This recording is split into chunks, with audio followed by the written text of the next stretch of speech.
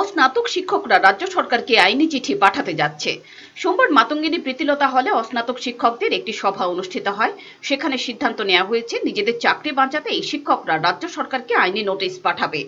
অস্নাতক শিক্ষকদের পক্ষ থেকে জানানো হয়েছে যে হাইকোর্ট রায় দিয়েছে যাদের চাকরি চ্যালেঞ্জ হয়েছিল বা যাদের চাকরি নিয়ে কেউ মামলা করেছিল শুধুমাত্র তাদের চাকরি বাদ যাবে, তাহলে অন্য শিক্ষকদের চাকরি যাবে কেন? এই প্রশ্ন তুলে রাজ্য সরকারের শিক্ষা সচিবকে আইনি চিঠি পাঠাতে যাচ্ছেন তাঁরা।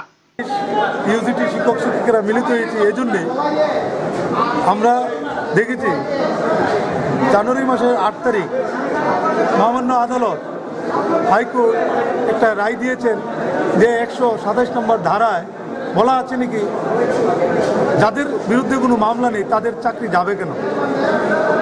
ওই রায়ের পরিপ্রেক্ষিতে আমরা সিদ্ধান্ত নিয়েছি সকল ইউজিটি শিক্ষক শিক্ষিকারা যে রাজ্য সরকারকে একটা লিগ্যাল নোটিশ প্রেরণ করবে। রিপোর্ট চ্যানেল দিন রাত।